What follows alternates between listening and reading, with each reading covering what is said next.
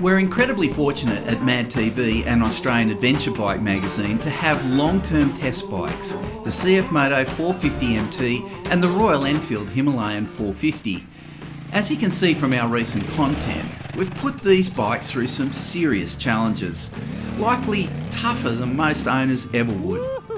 Today is an exciting day at Mad TV HQ. Clubby and I have each completed our adventure bike builds. I've worked on the Himalayan 450 while Clubby has built up the Cfmoto 450MT. We've done our builds separately and now we finally get to swap and ride each other's creations. We're riding tracks we know, so it should be a lot of fun.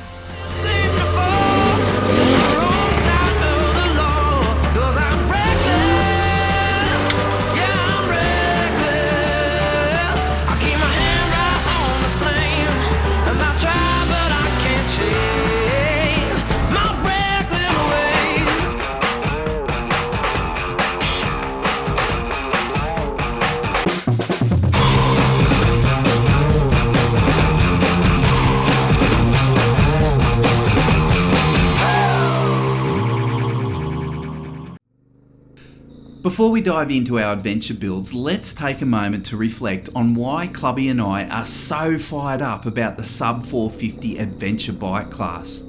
There's something special about these machines. They embody the essence of adventure without the bulk, expense or intimidation of their larger counterparts. Mark my words, 2025 will be the year the 450 class bikes take over the adventure scene. Our love affair with this category began when we first threw a leg over the legendary Honda CRF 300 Rally. From the moment we hit the dirt, we were hooked. It was everything an adventure bike should be: affordable, reliable, and capable of tackling almost any terrain. It didn't demand expert skills or deep pockets.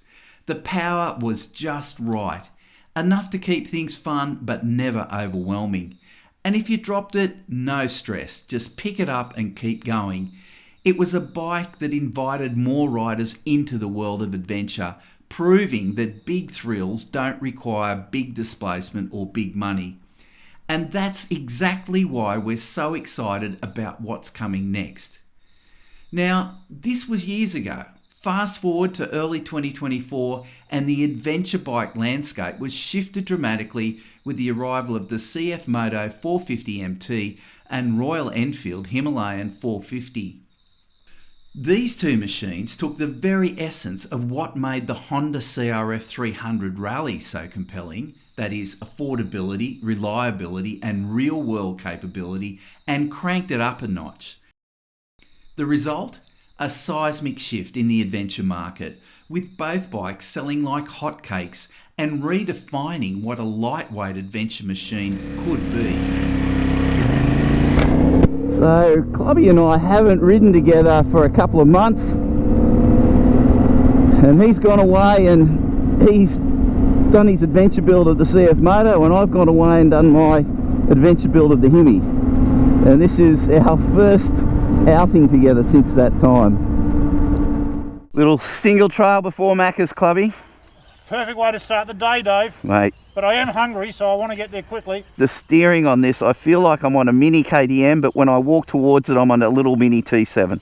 It's a totally, I've always said from day one, it's like a T4.5, isn't it? Yeah, 4.5, that's what it is. It really is, mate. Now, I understand what you're saying about the clutch. It's like it's almost too light. But I've never been happy with getting that little amount of free play in that adjustment. Yeah, I just can't get the dynamic, the exchange point right, you know, the take-up point right. That, mate, exactly. So, you've had a kilometre on the Himi. You know where it takes me to? Straight away. Yeah. The day I got my licence on the street, 40-something years ago, and I used to be able to ride my dad's old XL 250 Motorsport Honda to school. And it was long, it was low, and I'm looking over the front of this. I've got a round speedo, round headlight, steel pipes and tubes everywhere. You're reminiscing. I am, mate, yeah, but it feels like stepping back in time, but I'm in the same time, if that makes sense, compared to looking down over the front of the Yeah, this is very, very modern. I'm going to say 100 times today, Dave. How do these two bikes come from so totally different tangents, yet they're both so popular? Let's not beat around the bush and let's get into the costings of these adventure builds. Clubby and I are united in our approach. We're focused on bike rider and protection. Suspension on these bikes is fine, the engine's good, carrying capacity is good. Firstly, the Hemi. I've put the retail Australian dollars and a percentage of the total build so you can work out what is important to you. The headlight protector and foam air filter are necessary for dust and rock protection in group rides. If you're not riding rocky stuff, ditch the off-road crash guard, the standard one is fine. The Pirelli tyres are expensive, contributing to 33% of the build, but perform well and last around 6,000 kilometres plus, depending on riding conditions. The Cfmoto build is a little more expensive, but it was that flash graphics kit that pushed it over the $2,000. Not an essential spend, but it does make the bike look great. The B&B bash plate is a must for this bike, and I think it's value for the price. Pirelli tyres account for just under a third of the build cost. And maybe the high front guard isn't a must. Hang on a minute.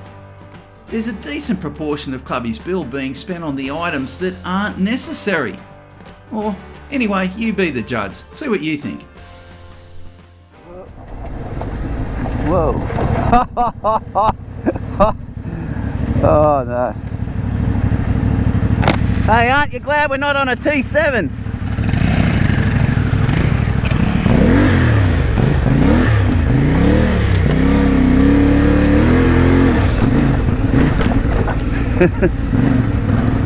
Oh, this is a bash plate test.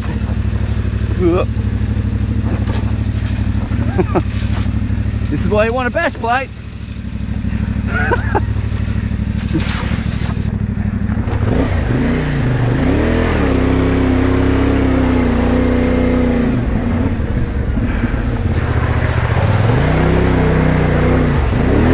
Didn't have enough speed. I was gonna I don't have enough speed, I got stuck in the mud. Do that on the Himalayan, Dave.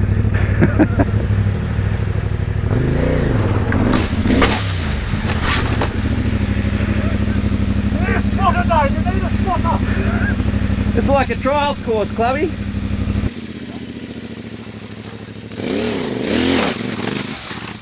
Yes. Yes! It wasn't pretty. Okay, the Cfmoto bash plate test. That's a great bash plate. Works great. Alright, let's try the Hemi, eh?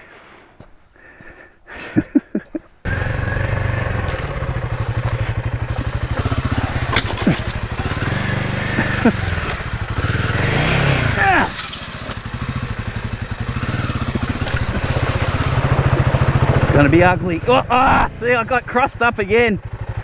Right at the vinegar stroke. No. Come on, little Hemi. It's got nothing off the bottom either. Yes! Woo! What was all the fuss about, Dave? You've bloody aced it on both of them. Mate, there's professional enduro racers watching that. They're just going to shake their heads and say that's a disgraceful effort. But hey, I mean, the thing was they both made it. What cracked me up was the Hemi bash plate didn't touch on the way back up, but it had nothing down low. Yeah, like but for a bike with no bottom end, it just torqued over. What I did, I revved and I just gave it a... Just at the right time. Bump of clutch. But perfect. Is there any bash plate left on either bike? Well, have a look, because I think they did that well. I didn't... Yeah.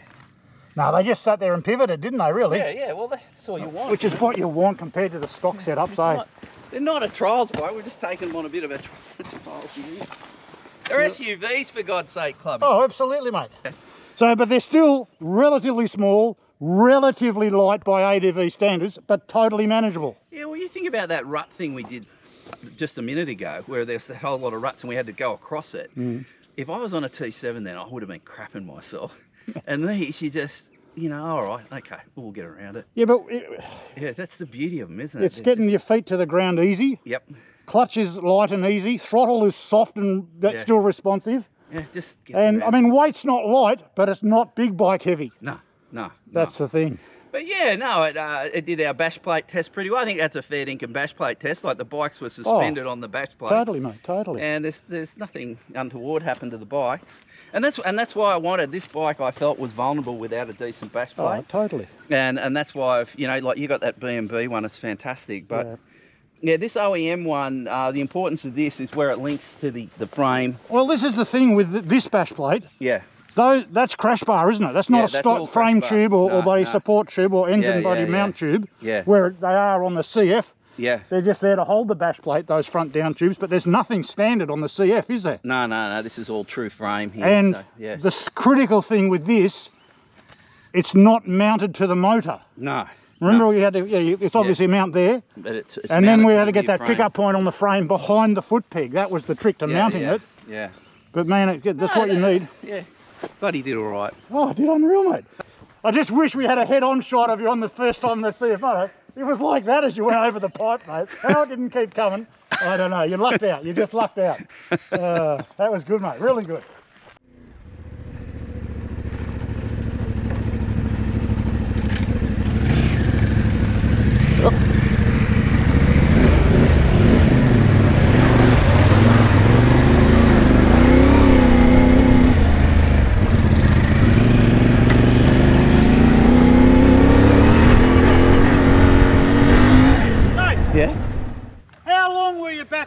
My bike just then. 4 minutes? 4 minutes. What have you done to my bloody gear shift? Turned it into a pretzel. I don't remember doing that. I don't know what you hit, mate, but yeah. Now, the great thing about that, it's made out of mild steel. So you should... Hang on, we'll get a stick so you can get it perfect. Stick that in there. And just give it a push. Hey, maybe I did it, Dave. Mate, I got the video ref on. I think you did that when you went down that. Into that hole.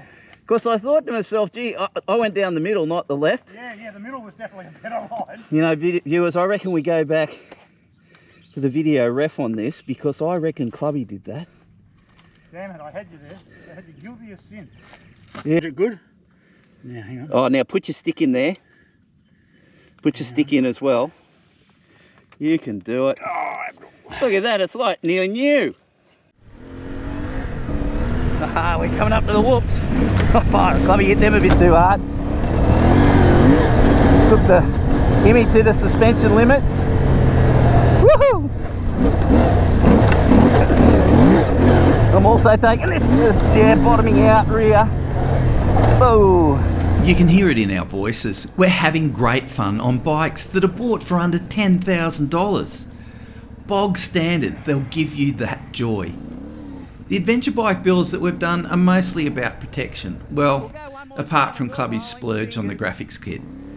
Time to talk about the builds in a little more detail. Barkbusters, a tiny little bit of fiddle with these, Clubby. I had to just get them around the banjo bolt. It was a little bit too tight. Yeah. Maybe if you didn't run the bar weights, it might have put them in further. Yeah, you got that. You know, you might be fouling it. It's pretty tight. Yeah. Did you try moving the lever, down a bit? Would it give you a little bit more? No. It's pretty close. It is close. But apart from that, I mean, it's good to have them on. Oh, you've got to have something. You get nothing standard, there. Now, if there was a trick to a bash plates on the Hemi is read the instructions. There's a barcode on the box. Yeah. The other thing that's really crucial to Himalayans is getting the torque settings right, and they're different on each side. And really important to get right. But there's the best modification. The old Pirelli Rally Scorpions, they lift both bikes' performance. I reckon 20 or 30% off-road. And the front wheel in the dirt, my goodness, improvement. And this, that's an easy one, no-brainer. That's when you're riding with groups, you don't want to hit that. Tall screen, ride with that all day and doesn't get in the road when you're doing the tough stuff.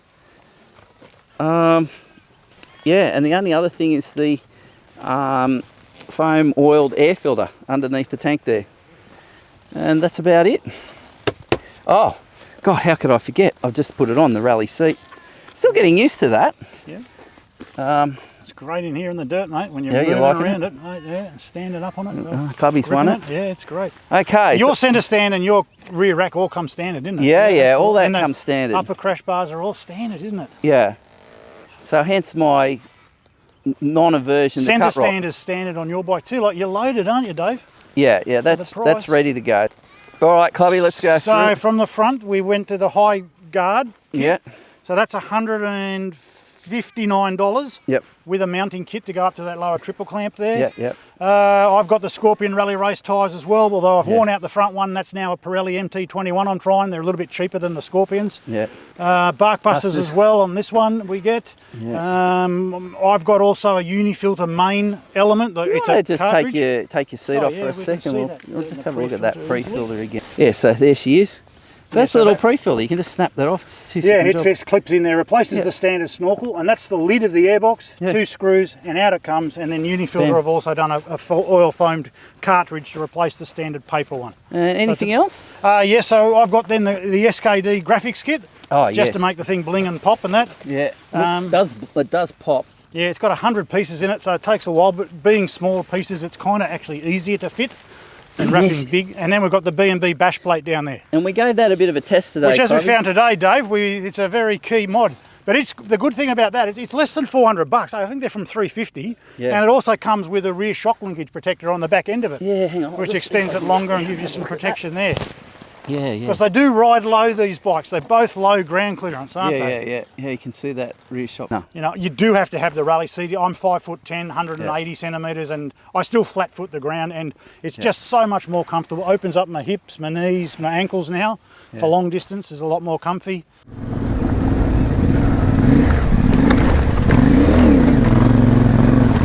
So let's trade places. You come over here, and what I want to talk about now is we've been away from these bikes for a couple of months.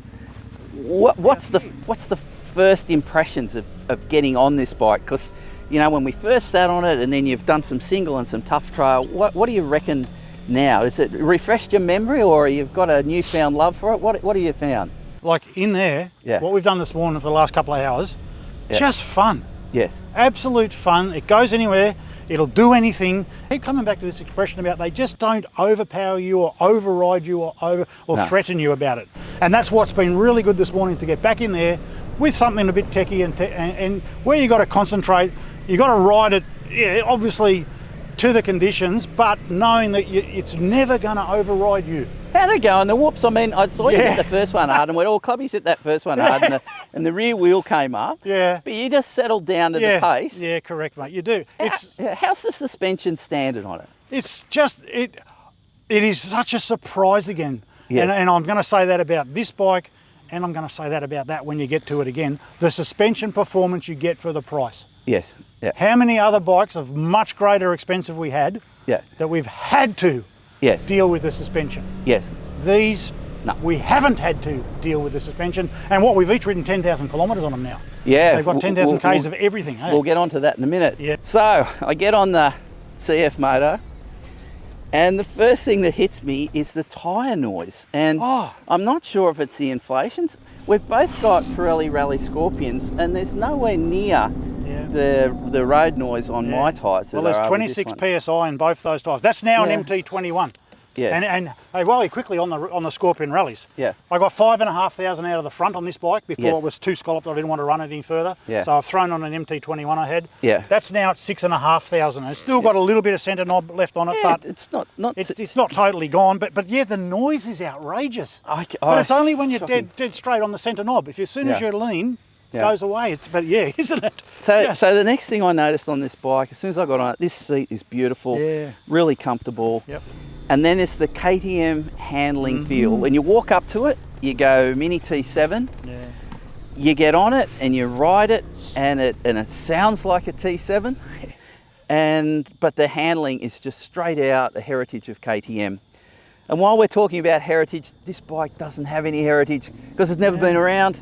That's it. And I'll be frank, the Cfmoto models before really didn't excite me. This is the first model of the Cfmoto range that's really excited me.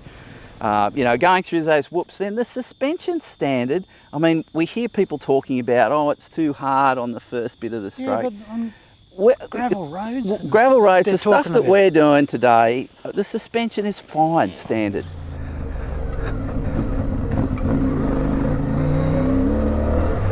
I think he thinks he's on his bloody little Honda 250, if you ask me.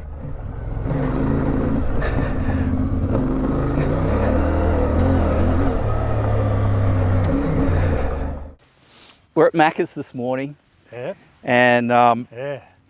this young bloke comes up and he looks at the bikes, doesn't even look at the Hemi, No. goes straight to the Cfmoto, and he had those aspirational eyes. Yeah.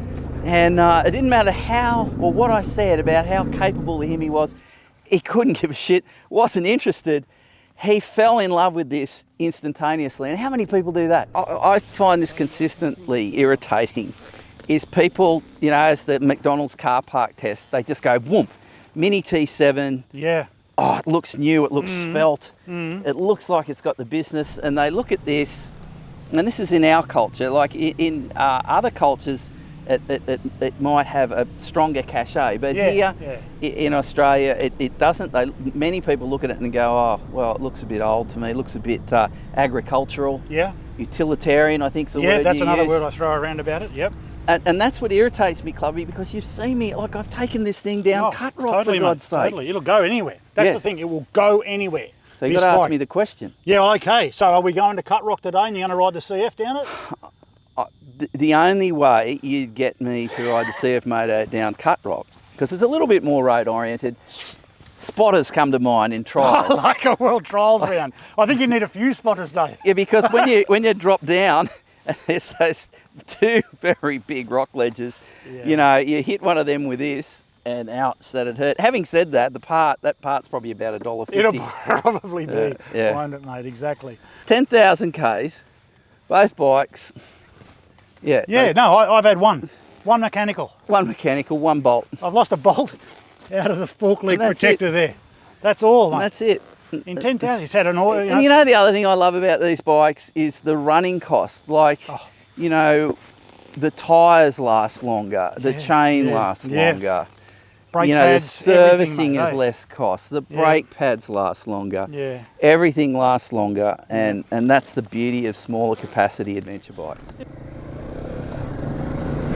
Oh, gee, it's funny getting back on this after being on the Cfmoto. This thing feels like an old trail bike. Gee, those foot pegs are low there. My boots are touching on those ruts on the sides.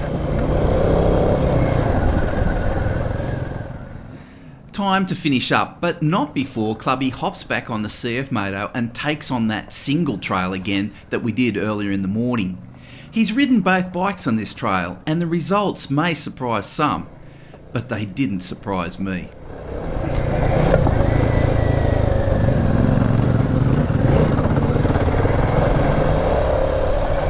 You know what? Clubby actually rides the Hemi faster than the Cfmoto on this track.